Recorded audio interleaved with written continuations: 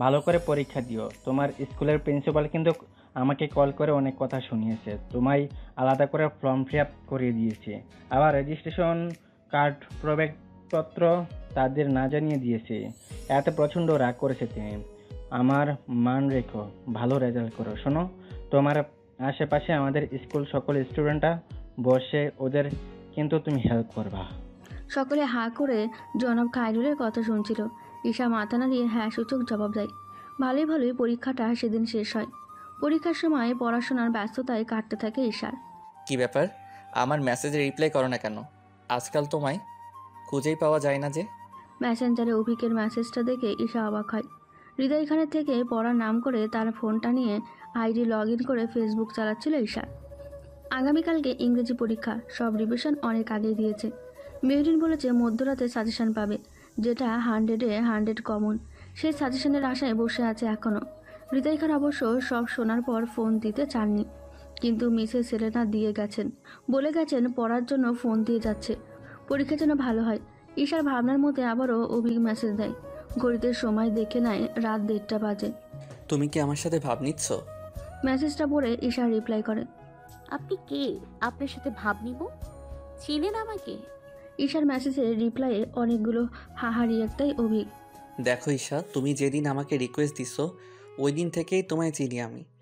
আইডিয়াটা তোমার, এটা বুঝতে আমার বেগ পেতে হয়নি। ধরা পড়ে মুখে কালো হয়ে যায় ঈশার। অভিক কিছু ছবি পাঠায়। ছবিগুলো ক্লিক করলে দেখা যায় 2 মুঠো চুড়ি। চুড়িগুলো কিনেছিলাম তোমাকে জন্মদিনে দিতে, কিন্তু এগুলো আর দেওয়া হবে না। একসময় এত কাছাকাছি থাকলেও এখন অনেকটা দূরত্বে আমরা। আমাকে এখন তোমার এক্স ডাকতে পারো। মেসেঞ্জার থেকে বের হয়ে ডাটা বন্ধ করে চোখ ডলে অশ্রু আটকানোর চেষ্টা করতে থাকে মেয়েটা। কেন জানি খারাপ লাগছে। কেন খারাপ লাগছে এর উত্তর নেই। মিসেস সেলেনা এসে তাকে ঈশা চোখ ডলছে। কি রে, কি করিস? ভয় চোখে ঈশা তাকায়। কখন মিসেস সেলেনা দরজা খুলে এসেছে টের পায়নি। পড়তেছি, সাজেশন দিছে সেগুলোই পড়তেছি, আরও দেবে। তোতলানো স্বরে জবাব দেয় ঈশা। মিসেস সেলেনা কিছুক্ষণ তাকিয়ে থেকে ঈশার মাথায় হাত বুলিয়ে ঘুমাতে চলে যায়। মায়ের যাওয়ার পানে তাকিয়ে থেকে আবারও চোখে অশ্রু এসে জমা হয়। জীবনটা এত জটিল কেন? আর একটু সহজ হলে কি খুব ক্ষতি হতো? 2 ফোঁটা অশ্রু গড়িয়ে টেবিলে রাখা বইয়ের ওপর পড়ে। বইটা অশ্রুর কণা চুষে নেয়।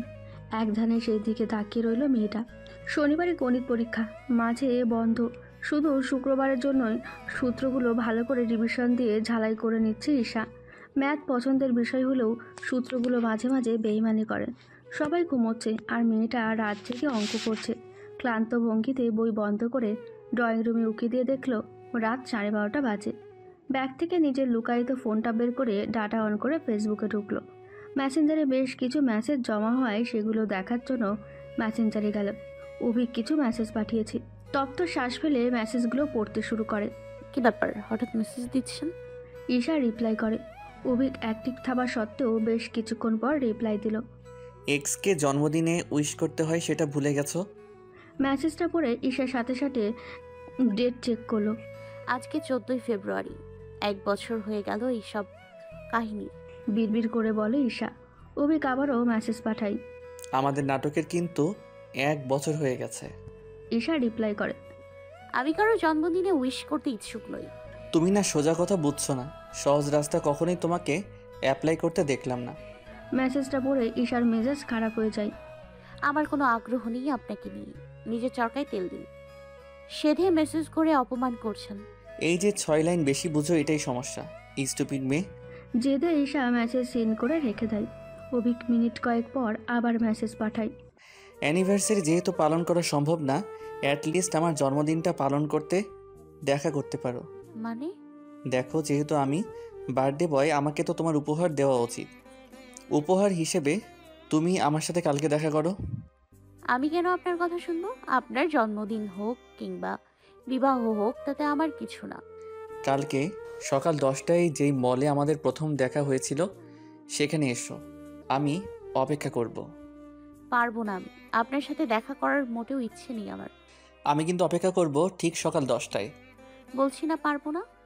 ঈশার রিপ্লাই অভিক সিন করে রেখে দেয়। ঈশাও আগ বাড়িয়ে আর মেসেজ দেয়নি। সারা রাত অস্বস্তিতে কাটে। শুক্রবার দিন সকাল সকাল উঠে সবাই হাসপাতালে চলে গেছে। 9:30 বাজতেই ঈশা ব্যাগ নিয়ে জান্নাত মিসের বাসায় চলে যায় পড়তে। কালকে ম্যাথ পরীক্ষা, প্রিপারেশন কেমন তোমাদের? আমার তো ভয় ম্যাথ নিয়ে। এত ম্যাথ করি তাও ভুলে যাই। পরীক্ষার হলে কি যে করব বুঝতেছি না। মেহরিন জবাব দেয়। তোমার কি অবস্থা? জান্নাত মিস প্রশ্ন করে ঈশাকে। ঈশা জানালার দিকে তাকিয়ে কিছু ভাবছিল একধানে। কোনো সাড়া শব্দ না পেয়ে মেহরিন ঈশাকে কনুই দিয়ে গুঁতো দেয়। কি হয়েছে? মেহরিনকে চোখ রাঙিয়ে বলে ঈশা। মিস কিছু জিজ্ঞেস করতেছে, জবাব দিস না কেন? ও শুনতে পাইনি। জি মিস বলেন। মনে হচ্ছে তুমি কোনো বিষয় নিয়ে চিন্তায় আছো। কি হয়েছে আবার? না মিস, কিছু না, এমনি। আমি চা আনতেছি, ততক্ষণে তোমরা এই ম্যাথটা করো। কথাটা বলে জান্নাত মিস হাসি দিয়ে রান্নাঘরে চলে যায়। মেহরিন ঈশার হাব ভাব দেখে বুঝে যায় কিছু একটা হয়েছে। কি হয়েছে তোর? অভিক মেসেজ দিয়েছিল গত রাতে। হঠাৎ আবার কি মনে করে? আজকে ওর জন্মদিন, দেখা করতে বলতেছে। যা তাহলে দেখা কর। কখন যেতে বলছে? পাগল নাকি? ওর সাথে দেখা করার কিছু নাই। আজকে বেচারার জন্মদিন, তুই চিন্তা করে দেখ। ও সেদে তোর সাথে দেখা করতে চাইছে। যা তুই। আমি তো না করে দিয়েছি, এখন গেলে ছ্যাঁচড়া ভাববে না?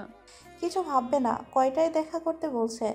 10টায় বলেছিল, অলরেডি 10টা বাজতেছে। মিসের থেকে ছুটি নিতেছি, চল। জান্নাত মিসের বাসা থেকে ছুটি নিয়ে বের হয়ে ঈশা রওনা দেয়। মেহরিন সব কিছু ম্যানেজ করে বুঝিয়ে বাসায় চলে গেছে। সাথে টাকা না থাকায় হেঁটেই যেতে হয় ঈশাকে। প্রায় 15 মিনিটের মতো হাঁটার পরে সে পৌঁছায় মলের সামনে। হাঁপাতে হাঁপাতে মলের ভেতরে গিয়ে ব্যাগ থেকে ফোনটা বের করে অভিকের নাম্বারে কল দেয়। হ্যালো, কে? আমি মলের সামনে, আপনি কোথায়? আমি মল থেকে বের হয়ে আসলাম। সময় দেখছো কয়টা বাজে? তুমি আসবা সেটাও বলো নাই, তাও আমি অপেক্ষা করে আসলাম। এখন জয়দেবপুর আসছি কেক নিতে।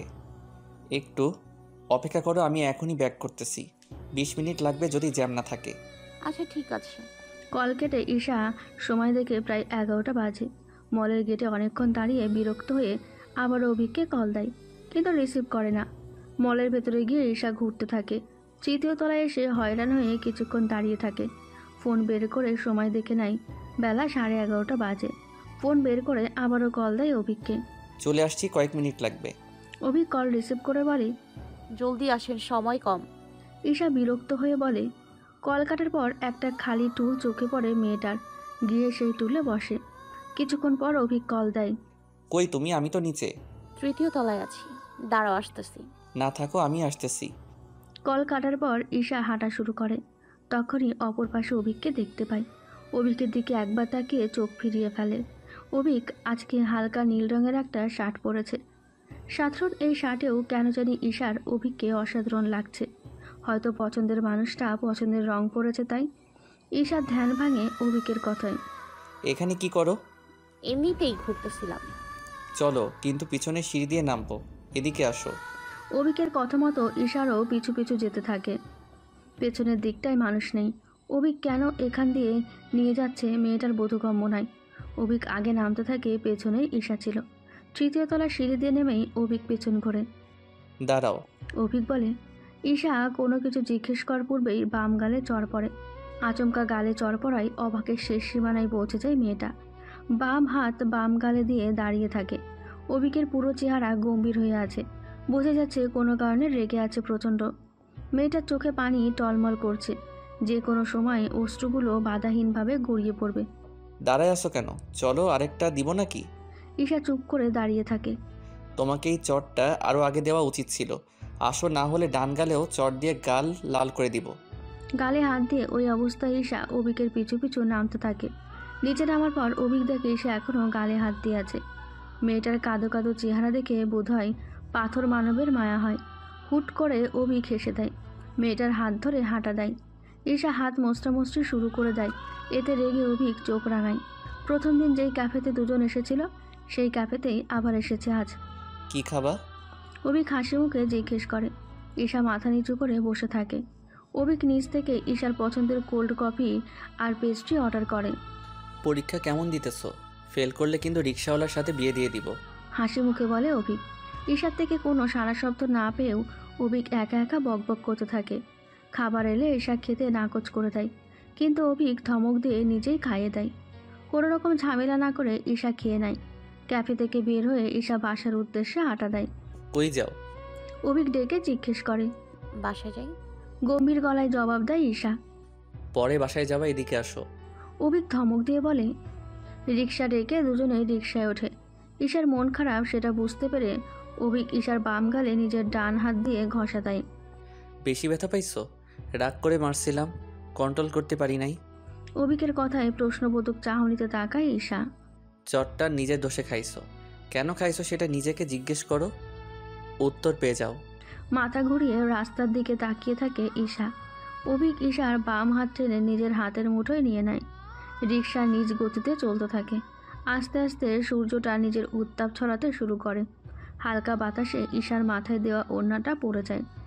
ছোট চুলগুলো বাতাসে এলোমেলোভাবে উঠতে থাকে। চোখ বন্ধ করে মেয়েটা লম্বা একটা শ্বাস নেয়। অনেকক্ষণ রিক্সায় ঘোরার পর ঈশা বাসায় যাওয়ার জন্য অস্থির হয়ে যায়। বাজে কয়টা? ঈশা জিজ্ঞেস করে। তোমার কয়টা লাগবে সেটা বলো। কথা না পেঁচিয়ে সোজা সাপটা জবাব তো দিতে পারো। না, পারি না। আমি মানুষটাই পেঁচানো, এটা তো তোমার ভালো জানার কথা। এই মামা, রিক্সা থামান, আমি নামবো। ঈশা রিক্সাওয়ালাকে তাড়া দিয়ে বলে। সমস্যা কি? এত তাড়া কেন তোমার? এখানে নামলে বাসায় যেতে পারবা, চিনো তো? হ্যাঁ চিনি, নামবো আমি। জেদ করে বলে ঈশা। মামা থামান, রিক্সা ম্যাডামের বাসায় যাওয়ার তাড়া লাগছে। রিক্সা থেকে নেমে হনহনিয়ে হাঁটা দেয় ঈশা, কিন্তু কোন দিকে যাবে বুঝতে পারছে না। জেদ করে নেমে গেছে, কিন্তু এখন নিজেকে দিশেহারা লাগছে। আমি কি আপনাকে সাহায্য করতে পারি? আপনি উল্টো রাস্তায় এসেছেন, আপনার বাসায় যেতে হলে এই রাস্তা দিয়ে যেতে হবে। ঈশা পেছনে ঘুরে দেখে অভিক ফোন টিপতে টিপতে কতগুলো বলছে। অভিকের কথা মতো সেই রাস্তার দিকে হাঁটা দেয় ঈশা। কিছুক্ষণ পর অভিক জোরে সোরে হাসতে থাকে। কি সমস্যা? ঈশা জিজ্ঞেস করে। অভিকের হাসি আরও বেড়ে যায়। আরে পাগলের মতো হাসতেছো কেন? মানুষ তাকিয়ে আছে। বিরক্ত হয়ে বলে ঈশা। যেই রাস্তা দিয়ে আমরা যাচ্ছি সেখান দিয়ে তোমার বাসায় যেতে আরও 40 মিনিট লাগবে।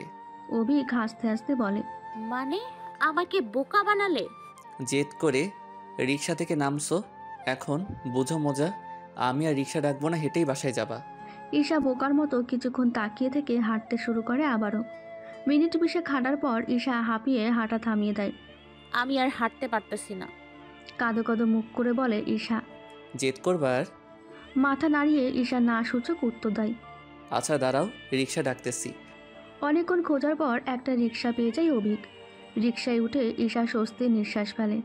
এতক্ষণ হাঁটার ফলে পা ব্যথা করছে। বাসার পেছনের গল্লিতে এসে রিক্সা থামে। রিক্সা থেকে নেমে ঈশা ধীর পায়ে হাঁটতে থাকে। বাসার সামনে এসে পেছনে তাকায়। অভিক হাসি মুখে দাঁড়িয়ে বিদায় জানায়।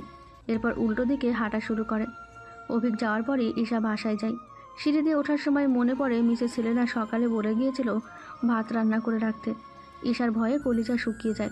বাসার দরজার সামনে এসে দেখে তালা খোলা। মিসেস সেলেনা বাসায় আছেন এটা ভেবে ঈশার রুহুর যায় অবস্থা। কোনো মতে কলিং বেলে সুইচ বোর্ডে টিপ দিয়ে ব্যাগের ফিতা মুঠো করে দাঁড়িয়ে থাকে। মিসেস সেলেনা এসে দরজা খোলে। ঈশা কিছু বলার আগে মিসেস সেলেনা প্রশ্ন করেন। কিরে এত দেরি কেন? কালকে ম্যাথ পরীক্ষা তো, তাই লেট হলো। যা ভেতরে গিয়ে আগে গোসল কর, আমি ভাত বসাইছি, ভাতটা দেখ। কথাটা বলে মিসেস সেলেনা নিজের হাতে থাকা ফোনটা তুলে আবারও কথা বলতে শুরু করে। এতক্ষণে ঈশা বোঝে মিসেস সেলেনা ফোনে কারোর সাথে গল্পে মশগুল, তাই ঈশার দিকে খেয়াল নেই। স্বস্তির নিঃশ্বাস ফেলে নিজের রুমের দিকে পা বাড়ায়। আমার বিয়ে ঠিক হয়েছে। মুনিয়ার কথায় সবাই চোখ বড় বড় করে তাকায়। মানে কি? মেহরিন জিজ্ঞেস করে। তুই ফাজলামি করেছিস তাই না? ঈশা জিজ্ঞেস করে। না সত্যি, আমার পরীক্ষা শেষ হলে রাজশাহী যাব, তখনই বিয়ে হবে। মুনিয়া জবাব দেয়। ছেলেকে কি করে? সায়নী প্রশ্ন করে। আমাদের আত্মীয়, অনেক আগে থেকে আমাকে পছন্দ করে। পরিবারে মা বোন আছে, কিন্তু বোনগুলো বিবাহিত। ওর মা অসুস্থ, তাই দ্রুত ছেলেকে বিয়ে দিতে চায়, যাতে সে মরে গেলে ছেলেকে দেখাশোনা করার কেউ থাকে। মুনিয়া জবাব দেয়। তাদের আসলে বউয়ের নামে সেবিকা লাগবে, এই হলো আসল কাহিনী। ঈশা তাচ্ছিল্যের স্বরে বলে। না আসলে তেমন না, পরিবার ভালো, সবাই বিয়ে দেওয়ার জন্য উঠে পড়ে লাগছে। মন খারাপ করে বলে মুনিয়া। তোর বিয়ে মত আছে? ঈশা জিজ্ঞেস করে। মুনিয়া টলমল চোখে তাকায়। ঈশা চোখ ঘুরিয়ে নেয় মুনিয়ার থেকে। কেন জানি মুনিয়ার কষ্ট সহ্য হচ্ছে না। বিয়ে করলে তোর সাথে যোগাযোগ করব না আর, তুই বিয়ে ভাঙ। ঈশা মুখ ফিরিয়ে বলে। বাসায় অনেক অশান্তি চলতেছে, আমি চাইলেও ভাঙতে পারবো না। মুনিয়ার কথার মধ্যে রক্তিমান অভিক আসে। কি রে, কি অবস্থা তোদের? কেমন দিলি পরীক্ষা? অভি জিজ্ঞেস করে।